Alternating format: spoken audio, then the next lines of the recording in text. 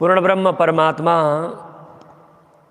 धामधनी की असीम अनुकंपा एवं उनके सत आशीर्वाद से, गुरुजनों के आशीर्वाद से आज पुनः उसी प्रकार से ब्रह्मवाणी चिंतन रसधारा में हम सब सम्मिलित हैं। महामती प्राणनाथ जी महाराज जहाँ कहीं भी अपनी बात अथवा अपने चौपाइयों के द्वारा कहीं पर भी हम आप सभी को समझाना चाहते हैं, हर जगहों पर अपने सद्गुरु की बात को रखते हैं। परिक्रमा ग्रंथ का पहला प्रकरण है ये। तो यहाँ पर प्राणनाथ जी कहते हैं, अब कहूँ रे इसकी बात, इश्क शब्दातीत साक्षात। वैसे देखा जाए तो शब्द दो हैं। इसी बात को, इश्क शब्द को संस्कृत में प्रेम भी कहा जा सकता है, परंतु प्राणनाथ जी यहाँ पर जिसकी बात, इसकी बात कर रहे हैं, कहते हैं ये सारी बातें जो परमधाम की गूढ़ रहस्य में कहने जा रहा हूं, लगभग आगे परिक्रमा ग्रंथ का लगभग 1400 चौपाई कहते हैं कि सदगुरु के द्वारा बताई गई चौपाई है, और अंतिम के जो 1000 चौपाई है वो अपना चिंतन है करके भी प्राणनाथ जी इसी ग्रंथ में यानी परिक्रमा ग्रंथ में कहते हैं। तो आगे के 1400 चौपाई यानी जहाँ से प्रारंभ हो रहा है, ये सारी चौपाई सदगुरु के द्वारा निश्रित चौपाई है। यानी सदगुरु जो परमधाम की बातें नौतनपुरी में बैठ करके जो बताते थे, खिजड़ा के वृक्ष के नीचे बैठ करके जो बातें सदगुरु प्राणनाथ जी को जो ज्ञान देते थे, वही ज्ञान हूबहू सदगुरु के द्वारा ही प्राणनाथ जी को प्राप्त हुआ है।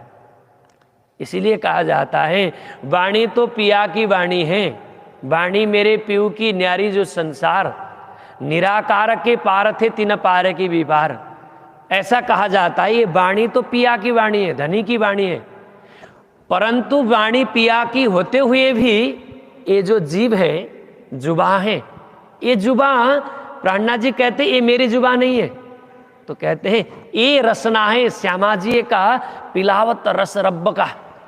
ये सारी जो जुबा है, जितने भी वाणी है, ये तो सदगुरु की वाणी है। वो तो इस प्रकार से पिला रहे हैं, हम तो पिए जा रहे हैं। प्राणनाथ जी इस प्रकार से कहते हैं।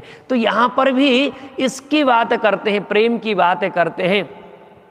जहाँ पर भी प्रेम की बात आ जाए, हमें पता है कि प्रेम परमात्मा के साथ में किस प्रकार का होना चाहिए, परमात्मा भक्त के साथ में प्रेम किस प्रकार से करते हैं, नाना प्रकार के दृष्टांतों से हम समझ सकते हैं।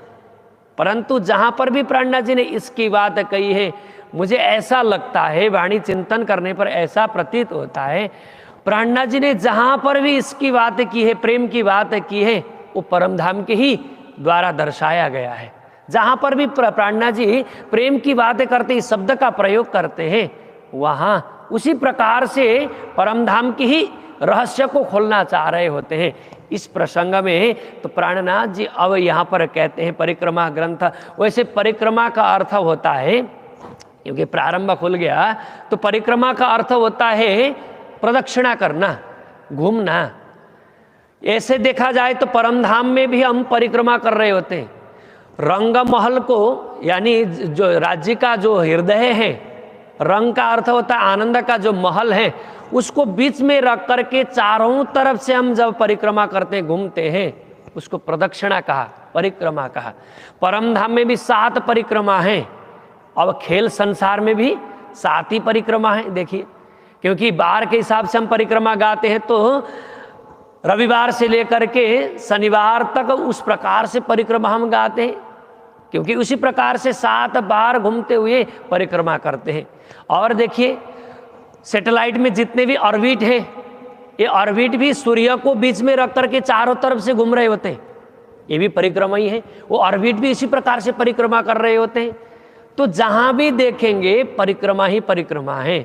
तो यहाँ प्राणनाथ जी कहते हैं, जितने भी बात मैं कह रहा हूं अथवा कहने जा रहा हूं, ये सारी कृपा सदगुरु के द्वारा आशीर्वाद में मुझे मिला है, ज्ञान के रूप में आशीर्वाद प्राप्त हुई है। तो इसीलिए कहा गया अब कहूँ रे इसकी बात। देखिए जहां पर भी अब शब्द का प्रयोग किया है ना वाणी के शुरू में, तो वो अब शब्द ही मंगलाचरण है। जहां इसके बाद में पहला प्रकरण खुला, इसके बाद दूसरा प्रकरण मंगलाचरण, जो ब्रह्म सृष्टि लीजिए आर्य संहिता ये प्रकरण आएगा, परंतु प्राणनाथ जी पहले शब्द से ही मंगलाचरण कर रहे हैं। अब का अर्थ ही होता है जो संस्कृत में अथा शब्द का प्रयोग किया है। जहां भी शास्त्र वांग्मय प्रारंभ होती है तो अथा शब्द से प्रारंभ करते हैं। तो प्राणनाथ जी परिक्रमा यानी परमधाम की बात करने जा रहे हैं, तो मंगलाचरण पहले शब्द ही उन्होंने प्रारंभ किया। अब कहूँ रे इसकी बात, इश्क शब्दातीत साक्षात। अब मैं वो बात करने जा रहा हूं जो परमधाम के गूढ़ रहस्य की बातें हैं, जो परमधाम में सखियां करती हैं, जो परमधाम की लीला पर उस प्रकार की बातें आती हैं। तो यहां पर देखिए इश्क जो शब्द है ना, ये प्रेम के लिए प्रयोग किया, परंतु ये जो प्रेम है, ये प्रेम तो नदी की तरह है। नदी निकल करके कंदराओं से जब बहने लगती है, अलग अलग चट्टानों से जब जाकर के टकराने लगती है, उसको पूछा जाए कि तुम कहाँ जा रही हो, किधर बह रही हो, कहाँ किससे मिलना है, तुम इतने आतुर होकर के कहाँ बह रही हो, वो नदी यही कह सकती है बस मुझे तो बहना है, मुझे तो नीचे की तरफ बहते हुए आगे बढ़ना है। तो ये प्रेम भी जो शब्द है ना, जो इश्क शब्द है, वो इश्क भी ऐसी शब्द है, इस प्रकार की बातें हैं जो राज्य के अंतरंग में जाकर के मिलना चाहती है। उस नदी को पूछा जाए, जो टिस्टा नदी हमारे यहाँ बहती है कालिंपोंग से होकर के, उसको पूछा जाए कि तू जा कहाँ रही है, उसको पता नहीं है कि उसको जाना कहाँ है। जिसको पता नहीं है, डेस्टिनेशन पता नहीं, फिर भी बहना है, उसको प्रेम कहा गया, नदी कहा गया। तो बहते बहते जाकर के जब जाकर के समुद्र में जाकर के गंगा सागर में जब मिलती है, तो उसको पता चलता है कि मुझे कहाँ बहना था, मुझे आकर के यहाँ मिलना था, उसको अब आकर के पता चलता है। इसी प्रकार से भक्तों का लक्षण भी, जो प्रेमी होते हैं उसको भी बहना है। बहते तो वो जाते, परंतु बहना कहाँ है उसको ये नहीं पता होता है, परंतु बहते बहते बहते कहीं ना कहीं धनी के चरण तक अवश्य पहुंच सकते हैं। परमधाम में जहां पर भी परमधाम की बातें आती है, अष्टप्रहर की लीला होती है, तो सखियां कहीं पर भी जाए, मूल तो कहाँ है, राज्य ही है। कहीं पर भी घूम के आए फिर राज्य में ही पहुंचती है। परमधाम के किसी कोने में पहुंचे, परंतु आकर के मिलना तो राज्य के साथ में ही है। तो यहां पर प्रेम की बात हो रही है, इसीलिए कहा अब कहूँ रे इसकी बात, इश्क शब्दातीत साक्षात। ये जो इश्क शब्द है, ये तो अपने आप शब्दातीत वस्तु है। जो इश्क के साथ में जो आनंद जुड़ा हुआ है, परमात्मा के सानिध्यता जुड़ा हुआ है, तो ये इश्क की बात प्राणनाथ जी इसीलिए कर रहे हैं क्योंकि इसी वस्तु से वहां तक जुड़ना है, परमात्मा तक जुड़ना है। तो यहाँ इसीलिए प्रयोग इसकी बात कर रहे हैं, क्योंकि प्रेम के बिना उस प्रकार के आनंद हमें मिलता ही नहीं है। कबीरदास जी कहते हैं ना, पोथी पढ़ पढ़ जगमुहा, पंडित भया न कोय, ढाई आखर प्रेम का पढ़े सो पंडित होय। देखिए ये प्रेम इतनी गहरी वस्तु है, क्योंकि कबीरदास कहते हैं कि ये जो ढाई अक्षर जो प्रेम वस्तु है, प्रेम शब्द है, कृष्ण शब्द है, भक्ति शब्द है, श्रद्धा शब्द है, देखिए सब ढाई अक्षर के हैं, राधा शब्द है, ये सब ढाई अक्षर, राज शब्द है, ये सब ढाई अक्षर के शब्द हैं। इनको पढ़ना है यानी इनको जानना है। पढ़ना तो ज्ञान तो सबने अर्जन किया, पोथी यानी ग्रंथ तो सबने पढ़ा।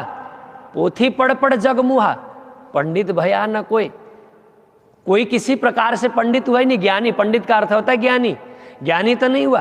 परंतु यदि किसी ने ढाई अक्षर जान लिया, प्रेम को जाना, भक्ति को जाना, श्रद्धा को जाना, ये बात जब परमात्मा की बात जब आने लगे, ढाई अक्षर की बात हमें अनुभूति होने लगे, तो पढ़े सो पंडित होए। यदि इसको किसी ने जाना तो वही क्या है, वो व्यक्ति ही पंडित हो, ज्ञानी है, ऐसा कबीरदास जी कहते हैं। इसीलिए प्राणनाथ जी भी यहाँ पर वही बात कर रहे हैं। देखिए तो इसकी बात जब कर रहे हैं, इश्क शब्द भी ढाई अक्षर का है, प्रेम शब्द भी ढाई अक्षर का है, जिस वस्तु से मिलना है, कृष्ण से मिलना है, राज से मिलना है, वो भी ढाई अक्षर के हैं। तो हर वस्तु में यदि 2.5 अक्षर को हमने जाना, इसी प्रेम को कहते हैं ना, इंग्लिश में क्या कहते हैं प्रेम को? लव कहते हैं। इसी प्रेम को इंग्लिश में लव कहते हैं, परंतु इस शब्द को हमने छोटा कर दिया। परंतु ये लव शब्द इंग्लिश में भी इतना व्यापक शब्द है, यदि हम एक एक शब्द देखें LOV, इस शब्द में एक एक शब्द में 54 अक्षर छुपे हुए हैं। 54 यानी 54 अक्षर छिपे। L यानी 12वां अक्षर है। ABCD से हम L को देखेंगे तो 12वां अक्षर है। O शब्द है वो 15वां अक्षर है, और 12, 15 और उसके बाद में जो V शब्द है वो 22वां अक्षर है, और E शब्द है 5वां अक्षर है। ये सब को जोड़ेंगे तो 54 हो जाता है। देखिए, यदि मैं परमात्मा से प्यार करूंगा, यदि प्रेम करूंगा, लव करूंगा, तो परमात्मा भी उसी प्रकार से 54 से प्रेम करेंगे तो 108 हो जाएगा। एक ही शब्द में इतने व्यापक 108 की व्याख्या इसी में छिपा हुआ है, छोटे शब्द नहीं है।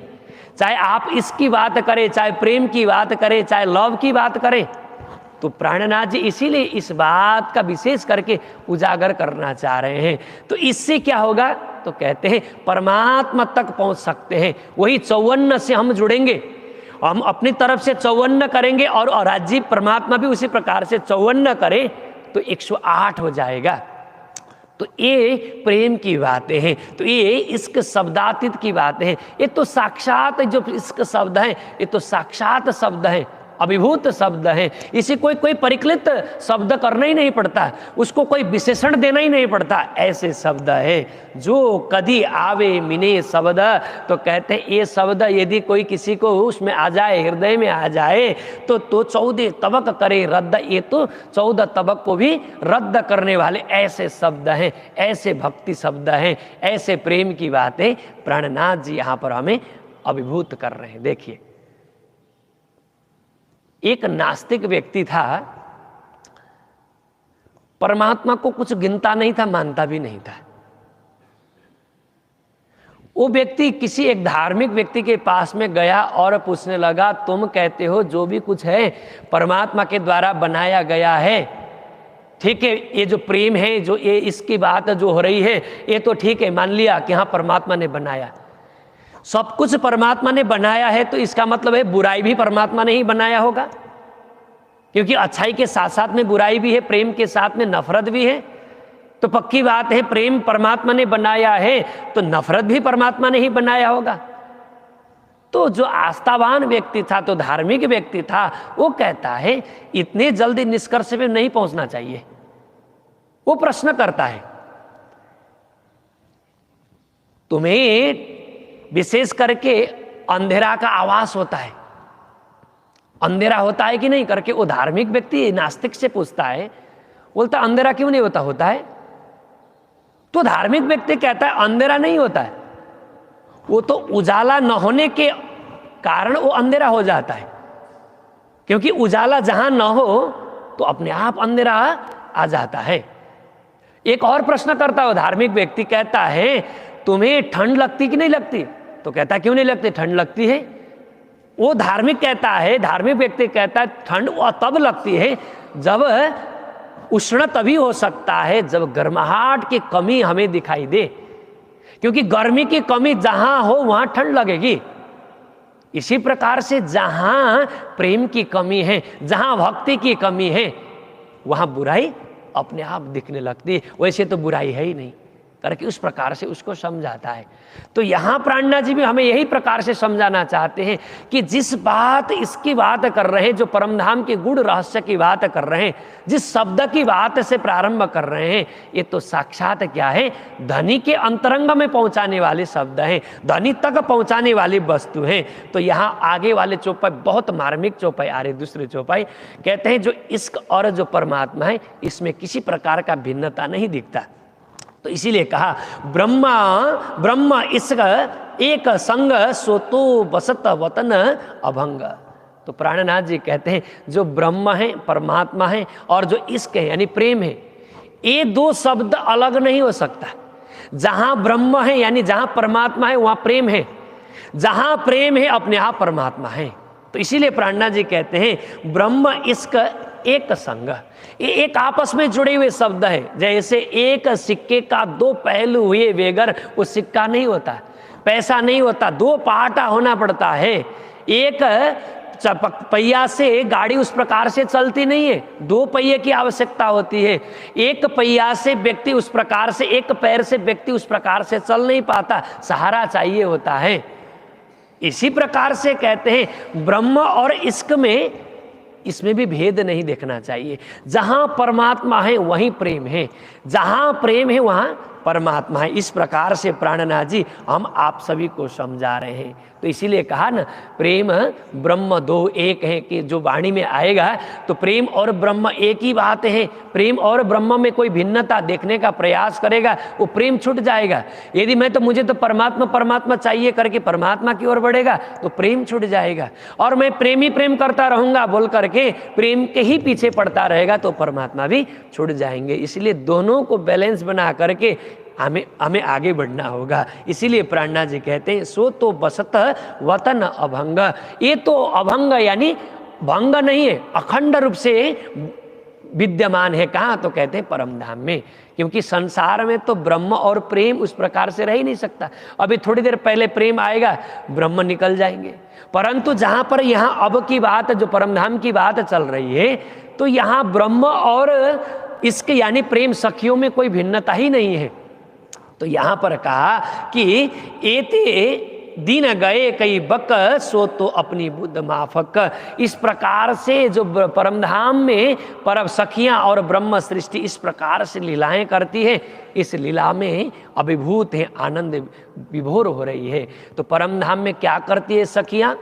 जहां पर श्री राज जी महाराज शयन करते हैं। देखिए परमधाम की लीला में विशेष क्या है, तो यहाँ पर अंतिम में आए ना, ये सदा आनंद अति रंग, ये तो आनंद में, आनंद के साथ में अभिभूत होती है, आनंद के साथ में परमधाम में रहती है।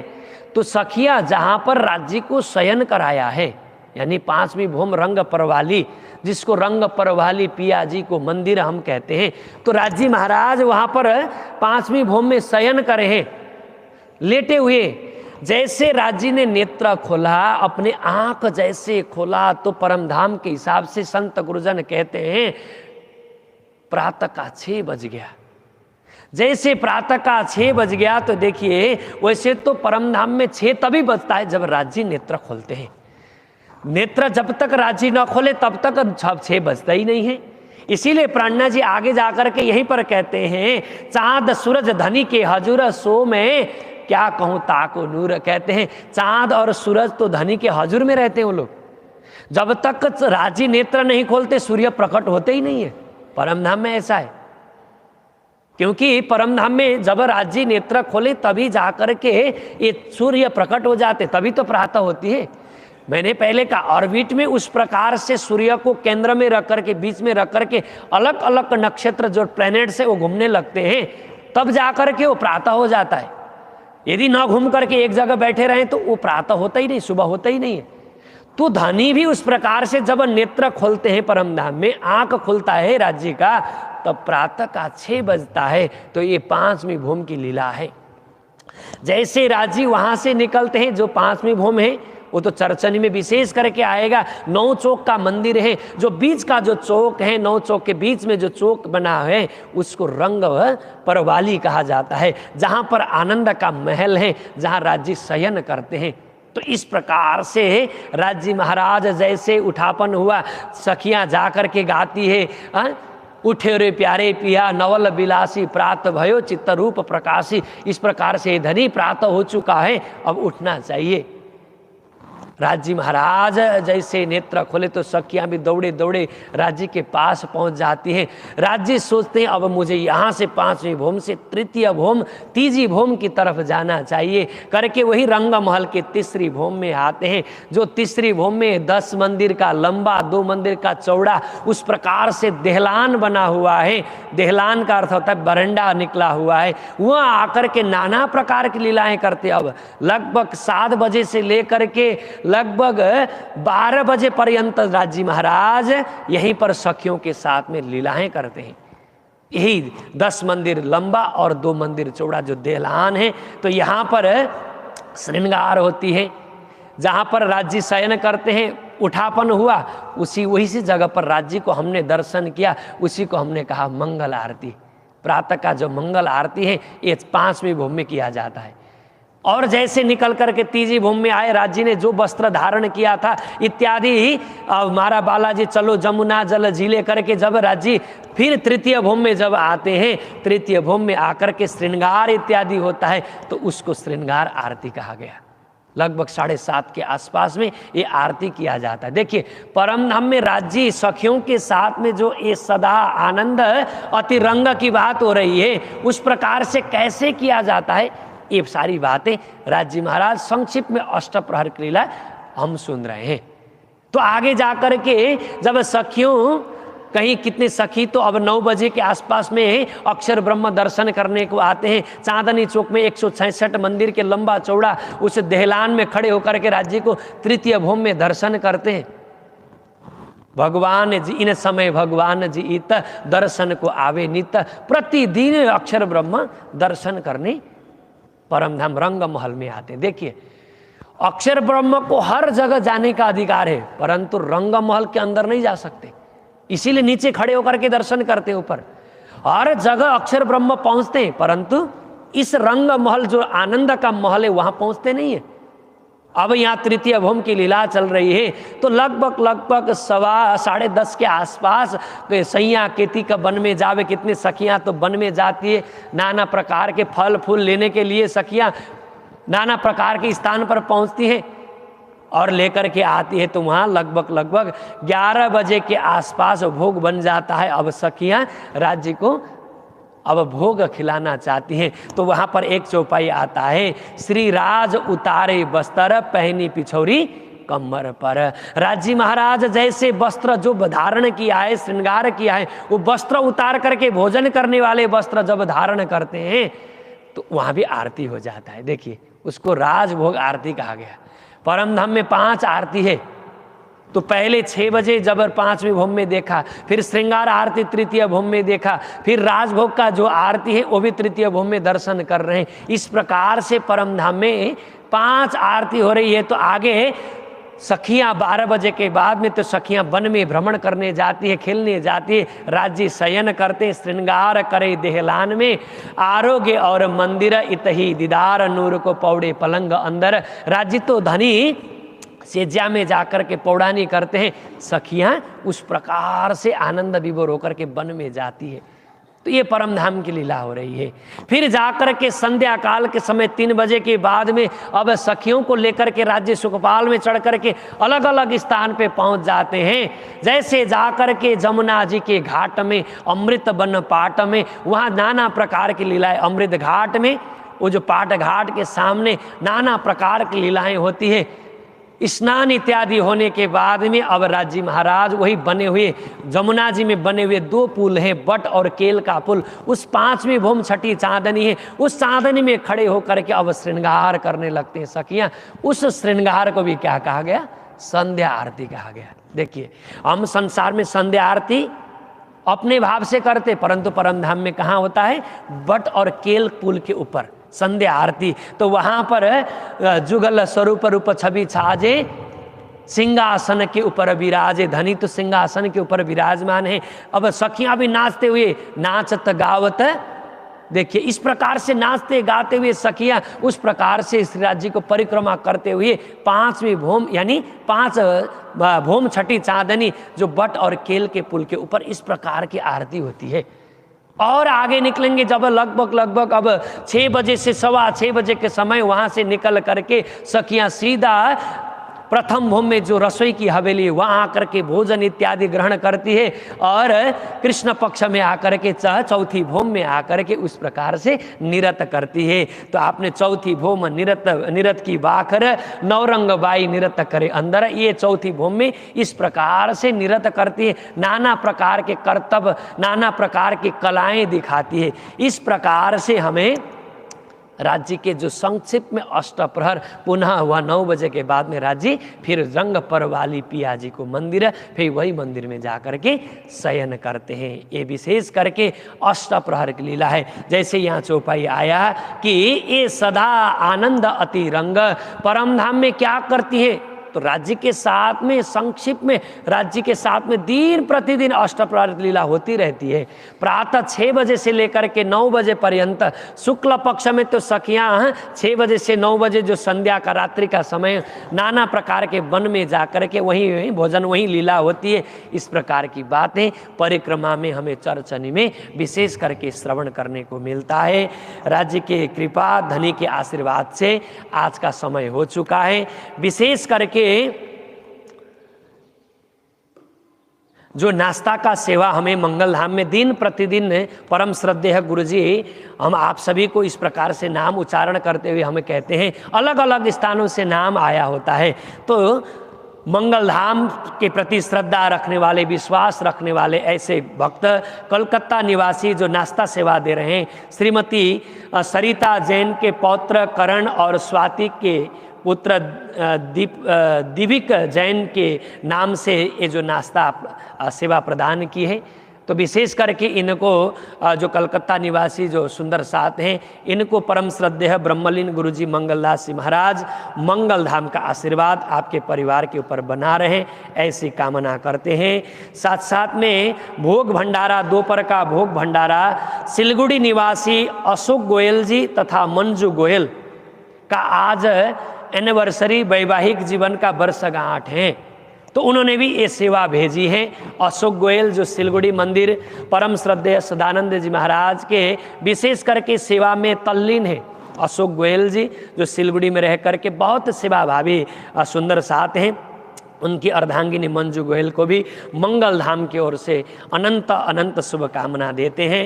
साथ साथ में आज का ही दिन भंडारा सेवा यांग्यांग सिक्किम निवासी सुषमा गुरुंग जो 1 साल से अधिक सेवा करते हुए सेवा सदन जो अपना मंगल धाम का जो अस्पताल है, हॉस्पिटल है, सेवा सदन हॉस्पिटल, वहाँ पर 1 साल से सेवारत थी नर्स के रूप में।